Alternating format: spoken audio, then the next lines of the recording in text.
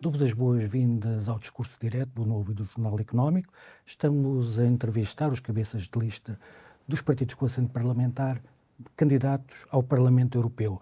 O nosso convidado de hoje é João Coutinho Figueiredo, da Iniciativa Liberal. João Coutinho Figueiredo, bem-vindo. Muito obrigado por ter aceitado o nosso convite. Vamos falar da Europa, como é óbvio. Acho muito bem. A Europa e o mundo mudaram desde das últimas europeias. Vivemos uma pandemia, uma crise económica, enfrentamos uma guerra de grande envergadura na nossa fronteira.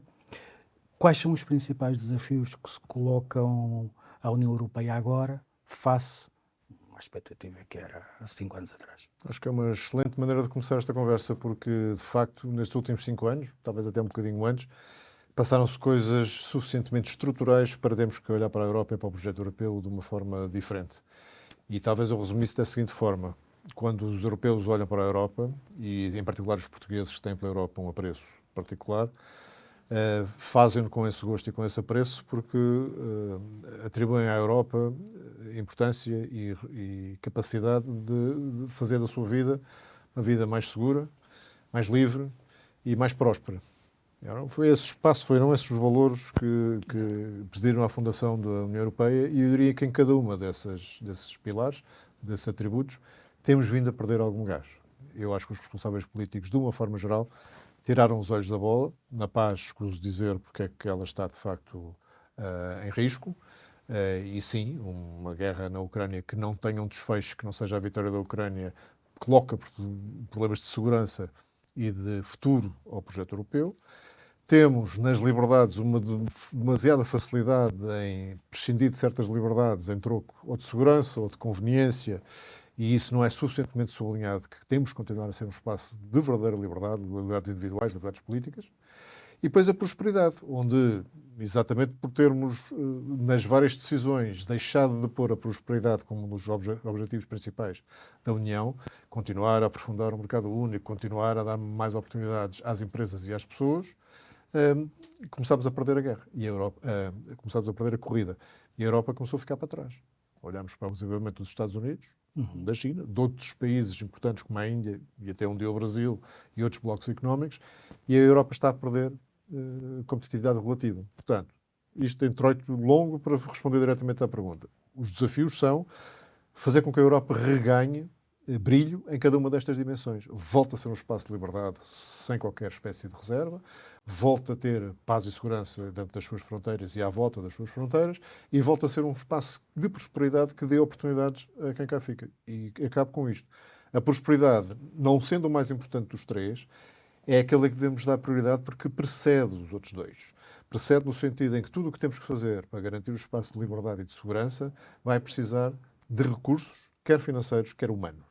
E se não os tivermos, não vamos conseguir nem fazer as transições energéticas, nem fazer um alargamento em condições, nem tornar-nos autónomos na defesa. Portanto, isto é resumidamente o nosso programa. Vamos tornar a Europa outra vez grande. Aqui hesito a usar a expressão Make Europe Great Again, por motivos óbvios, mas é um bocado essa lógica. Vamos voltar aos fundamentos da Europa para que isto seja verdade, mas para isso precisamos de recursos financeiros, precisamos voltar a crescer.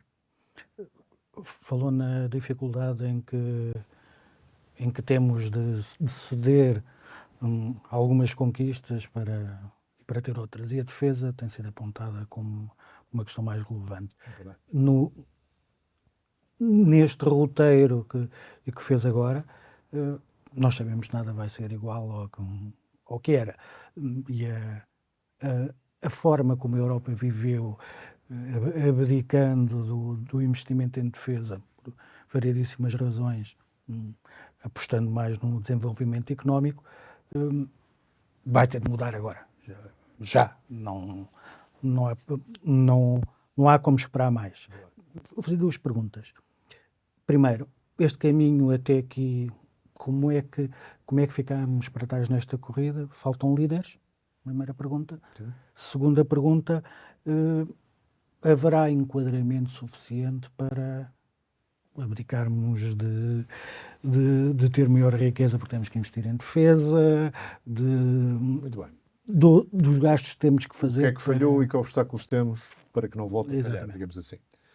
Eu diria que é um problema de base anterior a toda esta a situação que hoje vivemos, que é o falhanço de uma noção que apareceu alguns nos anos 80, 90 do século passado, de que a maior proximidade comercial e o maior volume de troca, uma certa interdependência económica entre os povos, ia acabar por não só favorecer a coexistência pacífica, como até o florescimento democrático das sociedades com quem comerciávamos e que não fossem democratas. Os alemães têm uma expressão que eu gosto porque rima, que é Wandel durch Handel, mudança através do comércio. E isso falhou.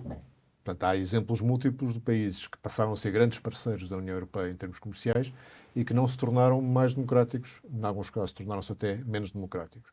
E isso, ao cair por terra, revela uma realidade cruel, mas que temos que enfrentar, de que vai haver sociedades não democráticas, com líderes imperialistas ou com ambições agressivas, e em relação às quais temos de ter capacidade de defesa. Portanto, se me pergunta, falharam líderes? Falhou quem visse a tempo que esta visão um pouco otimista de que o comércio livre ia trazer sociedades mais livres e aproximar sociedades mais livres. Quando isso falhou, devemos ter tirado as consequências de que a Europa não podia depender exclusivamente daquilo que tinha sido até aí um chapéu de chuva de defesa, sobretudo dos Estados Unidos, ou no âmbito mais vasto da NATO. E, de facto, agora, ao fazermos esta inversão de prioridades e pormos a segurança e a componente de defesa dentro da segurança ainda mais no topo das nossas prioridades, vamos ter que investir, de facto, montantes significativos. No caso português, podemos estar a falar de aumentar entre 40% a 50% do que hoje se gasta em defesa. São cerca entre 1.500 a 2.000 milhões de euros por ano. E há prioridades que têm que ficar para trás, evidentemente. E isso é politicamente difícil de vender. E é por isso que a União Europeia fez acompanhar esta decisão, que é relativamente consensual. Penso que até não há nenhum Estado-membro que se oponha determinantemente a isto, com exceção eventual daqueles que têm uma posição historicamente mais neutral. Mas mesmo esses não se opuseram. É de que vamos fazer acompanhar este investimento de uma espécie de... A expressão técnica é reshoring, portanto, voltar a trazer para a Europa um conjunto de indústrias e de investigação ligada à defesa, com o argumento de que a indústria, a fabricação e a produção de dispositivos com utilização militar cria empregos e gera o próprio investimento reprodutivo. E que a investigação com fins militares tem utilizações que são civis também, e há muitos exemplos na história em que, de facto, houve grandes utilizações civis de tecnologias que foram desenvolvidas inicialmente com fins militares. E que a conjugação destas duas realidades, investimento superior de um lado, mas também retorno a nível social e económico do outro, pode acabar por se equilibrar e não necessitar de escolhas tão difíceis. Mas eu gostava que a decisão fosse tomada, mesmo que a escolha fosse mais difícil do que ela possa eventualmente acabar por ser. Que é, nós temos que ter a noção de que nem a liberdade nem a segurança estão adquiridas e que temos de lutar por elas. E uma das formas de lutar por elas é prescindir de algumas outras coisas que temos tido, achando que não precisávamos gastar tanto em defesa. Portanto, é nesse sentido que eu acho que é bom ser claro relativamente a quais são as prioridades que hoje temos e que os europeus têm que voltar a ser uma união capaz de defender a si própria. Como a última acrescento, se me permite. Que este movimento de recentrar na Europa a capacidade de produção de equipamento militar não seja feito numa ótica excessivamente proteccionista. Porquê? Como liberal, eu acredito que o que fez o sucesso da União Europeia foi exatamente basear-se em princípios de comércio livre. Se reagimos aos outros que são proteccionistas com retaliações de índole proteccionista também, mesmo assumindo que gostamos do princípio da reciprocidade, etc.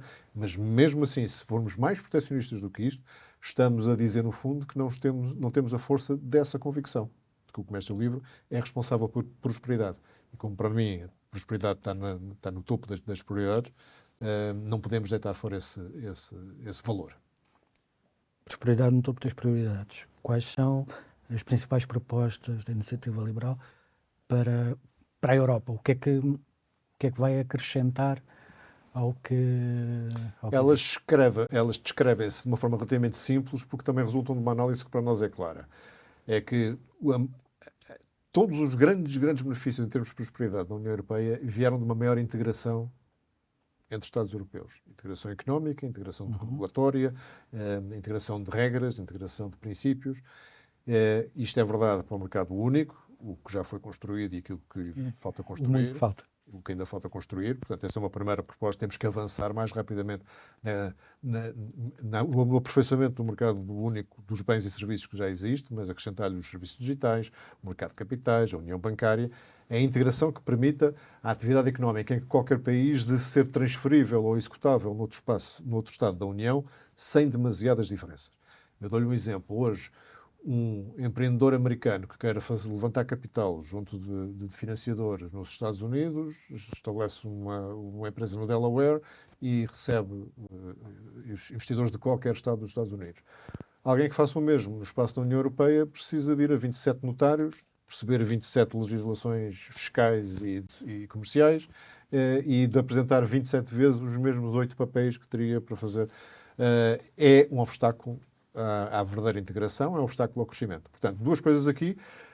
Aceitar que a integração é o que tem dado crescimento, porque dá oportunidades mesmo aos países pequenos de terem um mercado, lá está, um mercado único muito maior, e dá também a cada um dos Estados-membros a possibilidade de aproveitar plenamente tudo o que a União tem para oferecer. E, nesse sentido, ficamos muito satisfeitos com o relatório Letta, que saiu há um mês atrás, proponha acrescentar às 4 liberdades que constituem o mercado único, bens, serviços, pessoas e capitais, uma quinta, que é a liberdade de circulação de conhecimento. Tudo o que seja pesquisa, produção de conhecimento, colaboração entre centros de produção de conhecimento, universitários ou não, que seja mais facilitado para que tudo isto circule mais depressa. Mas, portanto, as propostas para o crescimento são: acreditamos, e não é preciso ser uma pessoa de fé, há evidências suficientes, acreditamos na capacidade inventiva e trabalhadora da população europeia, achamos é que se não fazem mais é porque o sistema está ainda demasiado pesado, empastelado. Portanto, vamos tirar os obstáculos, já falei de alguns deles, e há um que tem que ser dito, que é a burocracia. Nós temos que reduzir brutalmente a burocracia que ainda acompanha boa parte dos processos europeus. Portanto, uma das coisas que vamos fazer é tornar letra viva aquilo que tem sido pouco utilizado, que é a necessidade de revogar 2 normas por cada uma que se aprove. E há muita coisa aí para revogar, para fazer com que o edifício de regras da União Europeia seja entendível e navegável sem grande problema. O alargamento vai ser um dos desafios. Neste quadro, como é que se consegue fazer com que funcione o alargamento a mais países quando há uma dificuldade já dos 27 se entenderem? O aprofundamento pelas regras é uma coisa, mas devemos ir mais além com um aprofundamento político para uma... Porque se olharmos porque é que nós somos uns indefetíveis defensores do alargamento, porque achamos que há razões morais, razões políticas e razões económicas para fazer o alargamento. As morais são que qualquer país tem que ter os mesmos direitos que nós tivemos quando, na altura, na década de 80, aderimos à Comunidade Económica Europeia. Políticos, porque é uma forma de incentivar e apoiar a instauração de democracias, de liberais e economias de mercado no espaço europeu, dar-lhes segurança, tal como nos deu a nós quando aderimos. E económicas, porque trazendo desafios nessa área, traz também umas dezenas de milhões de consumidores adicionais, de mercado adicional, num espaço europeu que já é o maior bloco económico em termos de população e que terá, assim, a oportunidade de crescer ainda mais. E, portanto, os problemas que derivam dessa integração e desse alargamento têm que ser resolvidos exatamente na medida que, como é preciso fazer, vamos ter que os resolver. A nível institucional, há problemas na tomada de decisão da Europa que se provaram pela reação às crises que tivemos mais recentes, quer da pandemia, quer da guerra na Ucrânia, que são circunventáveis. É possível aligeirar e acelerar o processo de decisão quando as coisas são mesmo necessárias. E eu dou crédito à capacidade da União Europeia ter reagido nas crises, mas não acho que esteja a funcionar muito bem fora das crises. E se tivesse de escolher, e penso que a maior parte dos europeus tivesse de escolher, preferia uma União Europeia que funcionasse bem na gestão diária daquilo que não é crise. Sim. E que hesitasse e se atrapalhasse com as crises, que é uma coisa que é mais normal, porque é a falta de resposta no dia-a-dia que tem estado a gerar problemas de desilusão e de falsa não cumprimento de expectativas dos cidadãos, dando origem depois a um alinhamento em relação à União Europeia e a outros fenómenos políticos que estamos sempre a queixar-nos que são indesejáveis, mas derivam da desilusão das pessoas do projeto europeu não estar a entregar a promessa implícita do contrato social que, no fundo, fizemos com os nossos concidadãos europeus. Portanto, temos que tornar isso uma realidade e preparar os processos de decisão para incluírem não só a maior celeridade, mas determinadas matérias que até hoje eram passíveis e necessárias de unanimidade passarem a ser tomadas com votação por maioria qualificada, sempre com as salvaguardas de soberania, que já hoje existem, nas famosas cláusulas passerelle, que raramente são utilizadas, mas que já prevêem a possibilidade de não termos que esperar pela unanimidade, até para a União Europeia não ficar refém de algum Estado que tenha um interesse muito particular, mais legítimo ou menos legítimo, para impedir algum avanço. João, já vamos avançar para o quadro político. Vamos fazer só um pequeno intervalo e voltamos de seguida.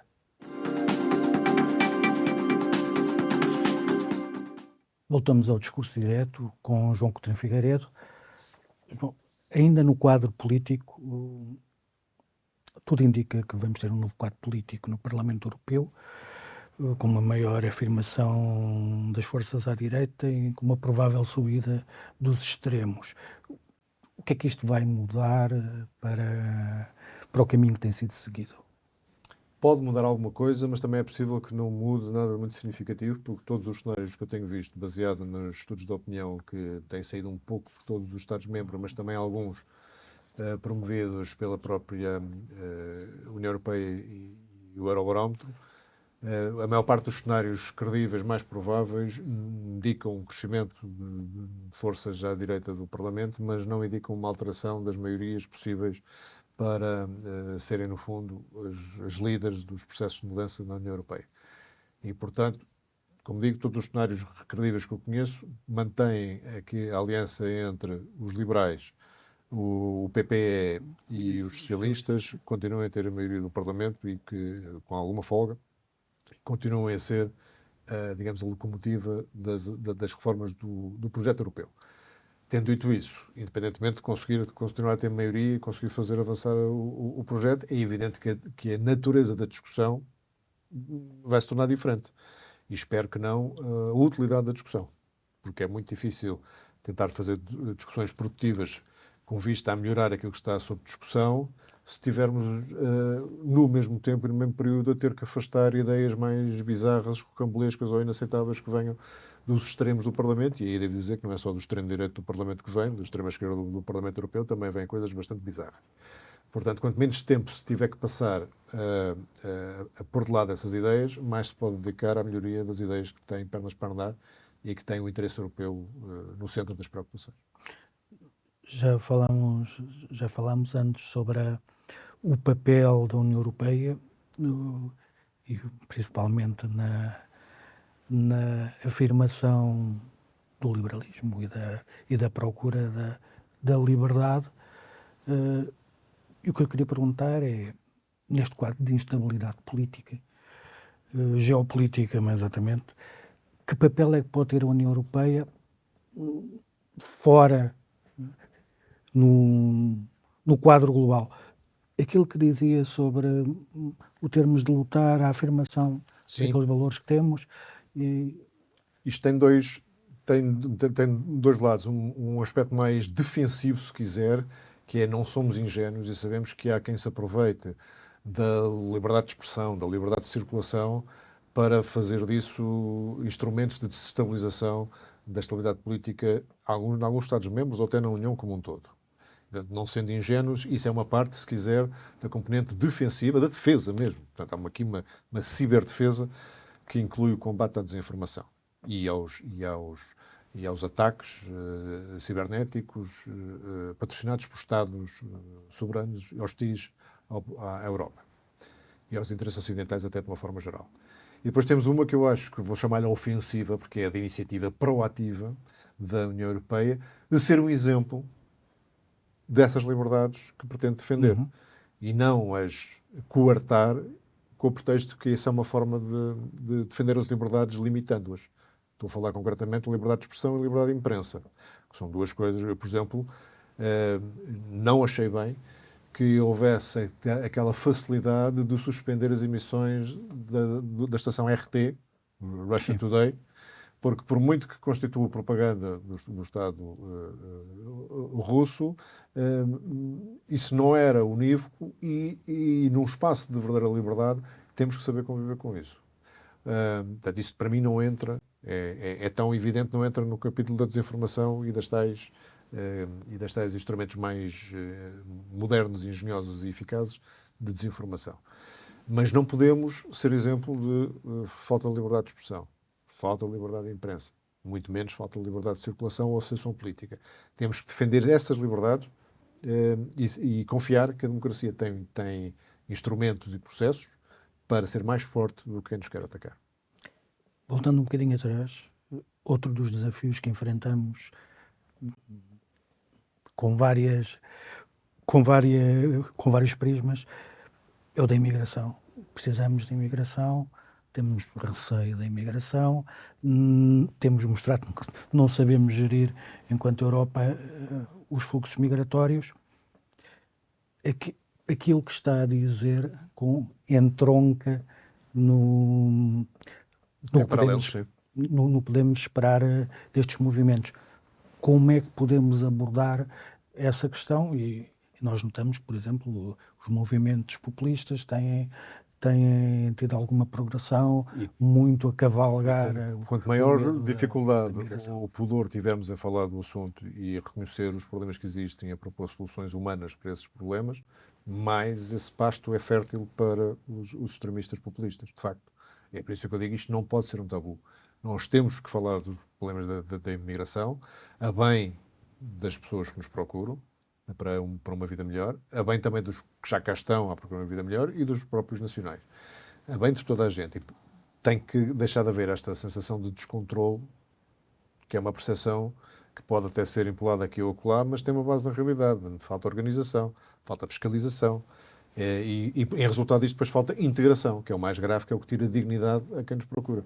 Reconhecer isto tem que ser possível sem ser acusado imediatamente de estar a ser xenófobo ou anti-imigrantes. Pelo contrário, Portugal em particular, dada a sua história de país emissor, digamos assim, de muitos imigrantes, quer pela minha convicção liberal, as pessoas não é precisar de imigração, eles não devem vir porque nós precisamos, eles devem vir porque querem, desejam uma vida melhor e devem ter essa possibilidade. Mas não pode ser neste ambiente descontrolado. Portanto, pelo menos as regras que já existem devem ser cumpridas. E vamos a ver, e não são. Existe no espaço Schengen a regra de ter que fazer prova dos meios de subsistência. Há várias formas de o fazer.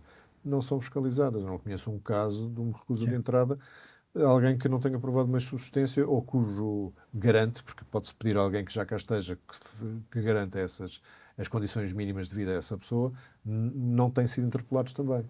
Outro exemplo hoje é de voluntário a inscrição no sistema automático de pré-agendamento de autorização de residência, o passado da pessoa, quer em termos pessoais, profissionais e criminais, se for o caso. Não são verificadas nenhumas destas informações. Sim. Portanto, pelo menos as regras que já existem deviam ser verificadas, porque não é possível nós termos um sistema que funcione e que seja capaz de dar habitação condigna, acesso a serviços de saúde em condições, escolas para os menores que possam acompanhar as pessoas que imigram, etc., se não tivermos a capacidade de prever aquilo que pode vir a acontecer. Portanto, é nesse sentido que é importantíssimo dar esse passo e que eu acolho com agrado os passos que o Pacto para a Migração e o Asilo veio trazer, porque os princípios, vem dali disposições que são evidentemente melhoráveis, mas há ali os princípios de tornar a imigração humana e justa para quem é elegível, firme para quem não é elegível e completamente intransigente para as redes de tráfico que se aproveitam do desespero destas pessoas. Estes princípios, declinados depois na série de diplomas que compõem o Pacto, são um bom princípio para começar a afastar esta percepção de desorganização que, como digo, é o pasto ideal para os populistas fazerem disto um assunto. Vai ser preciso transformar isso numa prática. Haver uma... E empoderar, de facto, porque olhamos para aquilo que se passou, com aviso de vários, a começar por nós, relativamente à extinção do CEF, que dissemos, não só em relação à componente policial que estava e de controle de fronteiras, que não estava suficientemente preparada, mas sobretudo uma nova agência que foi entretanto criada, a AIMA, que essa ainda menos, como era nova, ainda menos preparada estava. E já havia na altura da ideia da extinção, claramente motivada politicamente pelos problemas do ministro Cabrita, já havia mais de 200 mil pessoas à espera da sua regularização em atraso. Subiram para 400 mil, entretanto. Não há... E soubemos ontem, estamos a falar no dia 15, portanto, soubemos no dia 14 de maio, que em mais um dia de grande turbulência às portas dos serviços da AIMA, neste caso em Lisboa, se tinham conseguido dar 200 senhas para 200 pessoas resolverem o problema. Eu sei que alguns, desejavelmente, vão resolver o problema online, nem precisam das senhas. Mas também há pessoas que vão precisar de ir mais que uma vez. Se temos 400 mil à espera e estamos a dar 200 senhas por dia, eu já fiz as contas, são mais de 4 anos. Exatamente.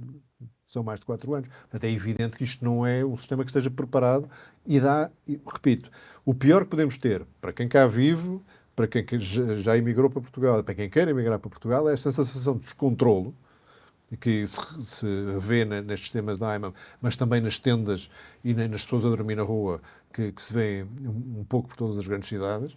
Essa sensação de descontrole é o pior serviço que podemos fazer aos imigrantes e o melhor serviço que podemos fazer aos que vivem destas desgraças.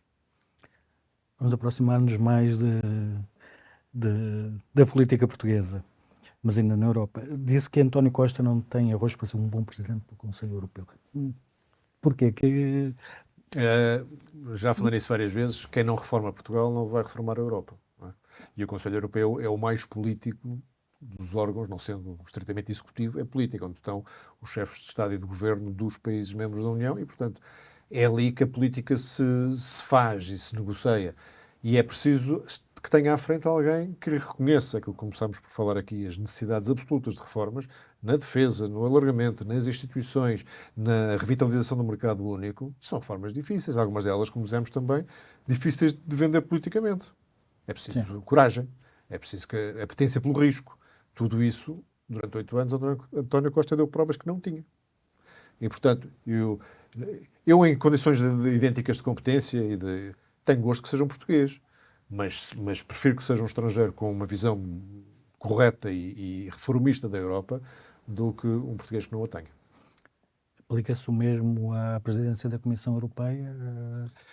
Aplica-se o mesmo, com uma diferença que é de que ela é resultante do jogo de forças e da aritmética parlamentar que resulta das eleições de dia 9 de junho, que vão desta feita eleger 720 eurodeputados, não só os 705 da última legislatura, e que essa aritmética é determinante para o processo de escolha da Presidente da Comissão Europeia. E sim, os critérios para mim seriam os mesmos, mas o processo de escolha, como é diferente, é mais um motivo para apelar que as pessoas votem em forças europeístas, que querem verdadeiramente reformar a Europa e que querem voltar a dar à Europa aquele símbolo, ser um símbolo da tal paz, liberdade e prosperidade que sempre foi e que acho que tem deixado de ser um pouco. Estas são as primeiras eleições europeias mais a sério da Iniciativa Liberal. As primeiras foram uma primeira experiência. Qual é o objetivo? Um deputado, 2 deputados?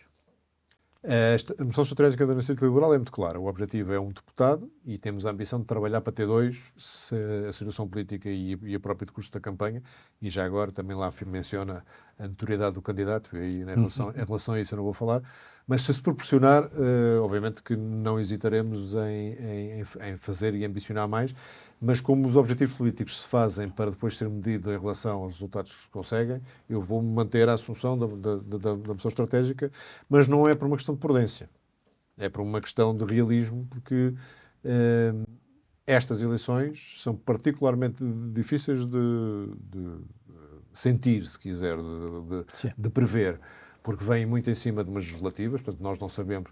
E imaginamos que não haja a tendência para o voto de protesto e de castigar o governo incumbente que tem havido em algumas outras eleições europeias. Não sabemos se em 2 meses esse fenómeno é igual ou menor. Mandaria a lógica fosse menor, mas não sabemos. Não sabemos se o acréscimo de participação das eleições de março, onde Sim. houve mais meio milhão de pessoas a votar, foi por algum motivo que os leva outra vez às urnas nestas eleições ou não. Sabemos que a abstenção será infelizmente mais alta, espero que não tão alta como anteriormente, nem muito mais alta do que em março, mas será certamente algo mais alta e pode ser muito assimétrica. Determinados eleitorados de determinados partidos absterem-se mais do que outros. E depois temos candidatos que, no fundo, estão a se dar a conhecer, alguns deles há uma semana. E, portanto, difícil de perceber como é que a dinâmica de campanha se vai compor. Por tudo isto, aquilo que eu às vezes costumo ter, que são intuições sobre aquilo que pode acontecer numa campanha, ainda não tive. Mas assim que tenha, partilho com a comunicação social. E temos o Chega, que teve uma subida grande, e no fundo estas são também as primeiras eleições mais a sério. São eleições em que quererão provar que a votação significativa que tiveram em março não foi apenas por protesto e que são eleitorado que se pode considerar fiel. E eu tenho dúvidas. Falou na sua notoriedade.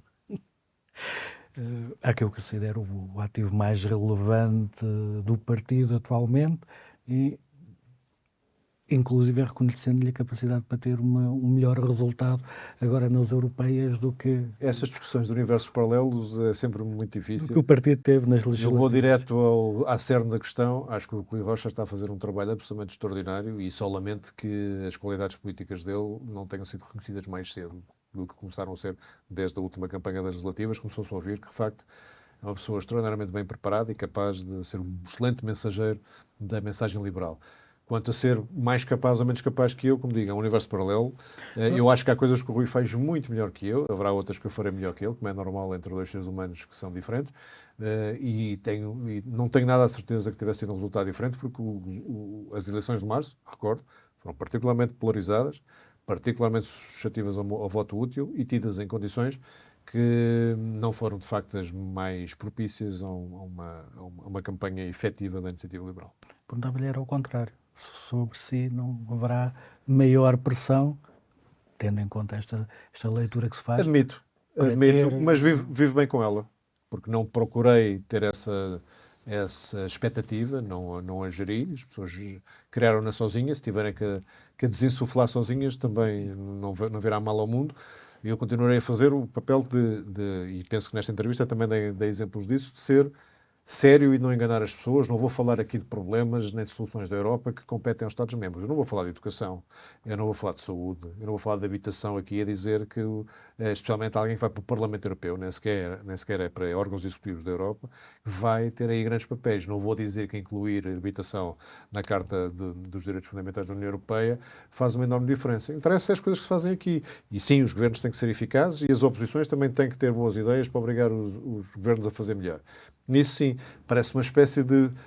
É uma de duas coisas, qualquer uma delas má. Ou é uma desresponsabilização dos governos nacionais empurrando para a Europa, um bocado o inverso de eu não tenho que fazer grande coisa porque vêm os fundos da Europa, eu não tenho que fazer grandes políticas porque a Europa vai-me resgatar, digamos assim.